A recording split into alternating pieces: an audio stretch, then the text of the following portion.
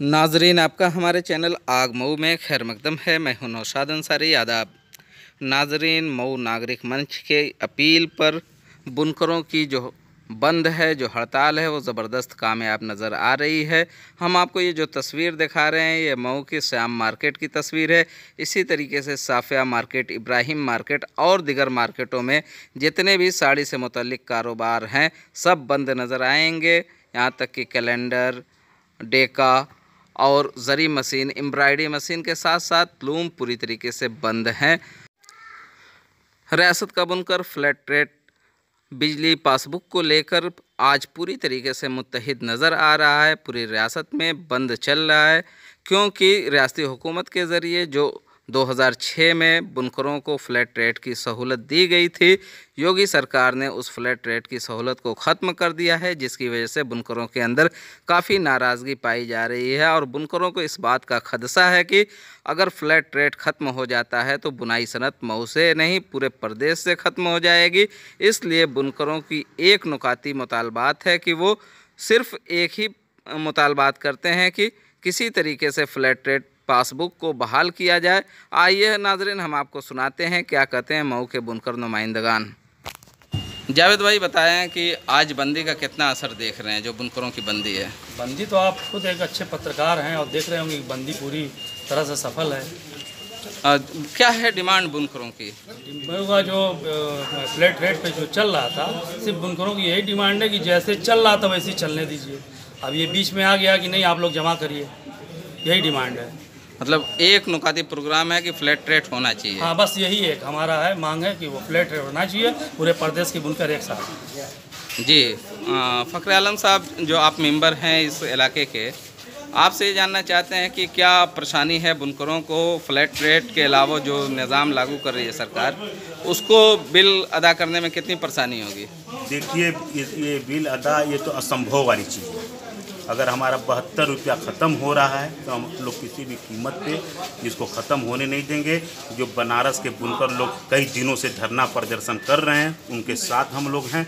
और ये जो सरकार की रवैया है, ये बुनकरों के साथ एकदम नाइंसाफ़ी है। बनारस के बुनकरों ने एक चीज़ कहा है कि अगर सरकार हमारी बात नहीं मानती तो हम लोग खुद अपने कनेक्शन को पीडी कराएंगे। क्या मऊ का बुनकर भी ऐसा करेगा? जी, हमारे जो जिम्मेदारान लोग हैं उस पर बैठेंगे, हम लोग बैठ के उस पर भी चर्चा करेंगे। हो सकता है कि उसके आगे तक भी हम लोग जा सकते हैं, क्योंकि हमारे पेट की सवाल है, हमारे बच्चों की मुस्तकबिल की सवाल है, और इसके लिए हम लोग किसी हद तक जा सकते हैं। ये बताइए कि ये जो पासबुक फ्लैट रेट जो मसला है, इसको लेके पूरी रियासत का बुनकर एक है या अलग अलग आवाज़? नहीं, देखिए, पूरे रियासत का बुनकर एक है, लेकिन कुछ लीडर हैं जो अपने आप को बहुत भारी रहनुमा समझते हैं, वो बुनकरों को बरगला रहे हैं। मैं बुनकर समाज से अपील करना चाहता हूं कि उन लीडरों के बहकावे में नहीं आवे, लेकिन मैं तो किसी का नाम नहीं लूँगा। इसकी तरफ इशारा करना मुझको देखिए, जो बरगला रहे हैं उनके तरफ इशारा है। जो भी बरगला रहे हैं, जो बुनकर की ज़िंदगी के साथ खिलवाड़ कर रहे हैं, हर एक उस इंसान की तरफ मेरा इशारा है। यहाँ पे हमारे मऊ के अंदर भी कई लीडर हैं जो मीटिंग में जाते हैं और इसके लिए आज बंदी का प्रस्ताव पारित करते हैं और बाद में कहते हैं कि जिम्मेदारान कौन है।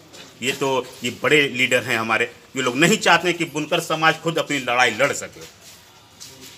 जमाल साहब, आप मऊ नागरिक मंच की क़यादत करते हैं।